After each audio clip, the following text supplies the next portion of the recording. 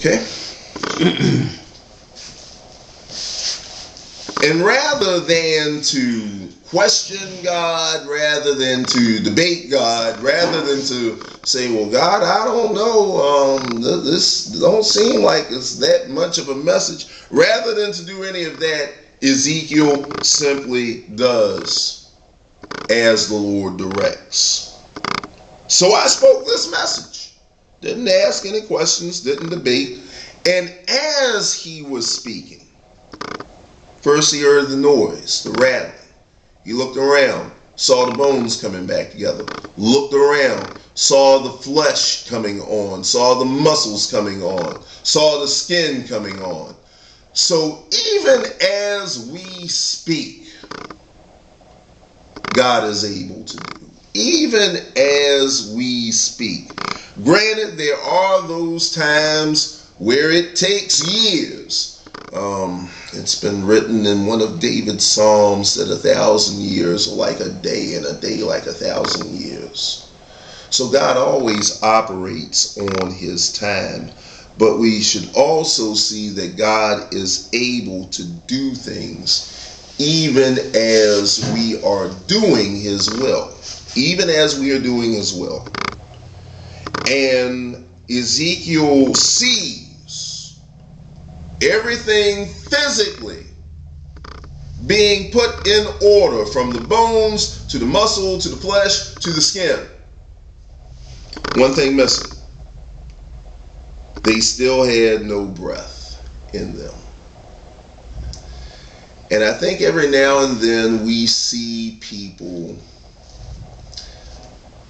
we see them physically. Physically, they're right in front of us. Physically, we sit at the table with them. Physically, we work with them. Physically, we're in the shopping mall, Walmart or whatever with them. But some people look like they just don't have no life in them at all. No sense of breath. No sense of purpose. Yes, God gives restoration. But if our restoration only stops with, it's kind of like somebody getting a job. It's kind of like somebody getting a job. Well, at least I got a job. Okay, fine, you got a job. But do you have any enthusiasm for your job? Do you have any zeal for your job? Do you wake up in the morning and say, thank God I got this job. I feel like doing this thing. I can't wait to get to my desk. Can't wait to get to my machine. Can't wait to step in that classroom. Somebody without that sense of really wanting to be there is just like a person that's been restored. They got their body, but they have no breath in them. So we got restoration of the body in verses 4 through 8. Now verses 9 and 10, this is where we have restoration of the soul, or restoration of the spirit. Then he said to me, speak a prophetic message to the winds, son of man. Speak a prophetic message and say, this is what the sovereign Lord says. Come, O breath from the four winds, breathe into these dead bodies so they may live again. So I spoke the message as he commanded me, and the breath came into their bodies. They all came to life and stood up on their feet, a great army. In other words, once when you have breath, that's when you're able to take a stand. Once when you have breath, that's when you're able to take a stand. Now, first of all, Ezekiel is being called, and most of the time God calls a prophet to speak to people. Very rarely do we find where God tells a prophet to speak to a force in which only God can control. Now, people you might be able to influence. Wind, there's very little you can do with wind. You might be able to harness the energy of wind to make electricity, but that's about it. But if God directs a prophet to speak to the wind, then God is going to fulfill the prophecy. But again, God has to direct it. Some people want to speak without God's direction. You know, oh, I read it in the Bible, so I can speak it. Okay, you read it in the Bible.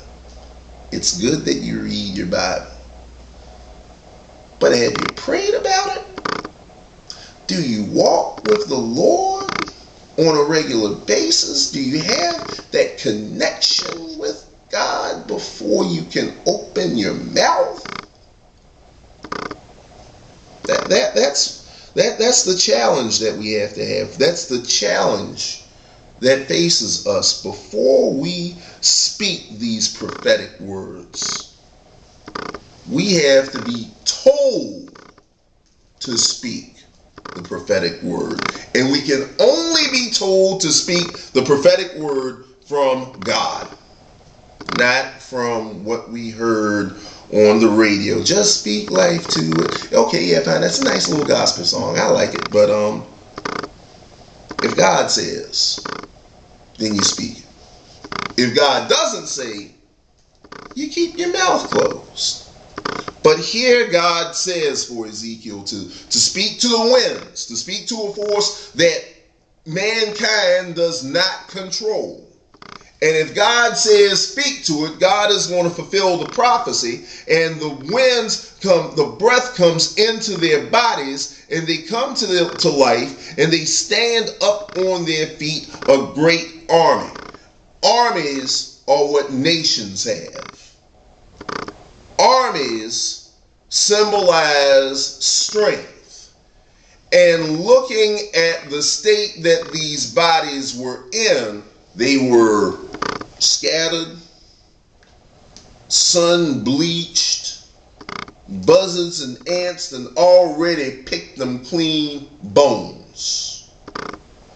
And God made them into a mighty army. Is this a parable or a vision? This is a vision, and we're going to see what the... Oh, it's a vision? Yeah, it's a vision, and we're going to see what the interpretation of that vision is in verses 11 through 14. Mm-hmm. Because again, keep in mind, Ezekiel is a prophet to a broken people. Mm-hmm. And this broken people feel like they're in a valley of dry bones.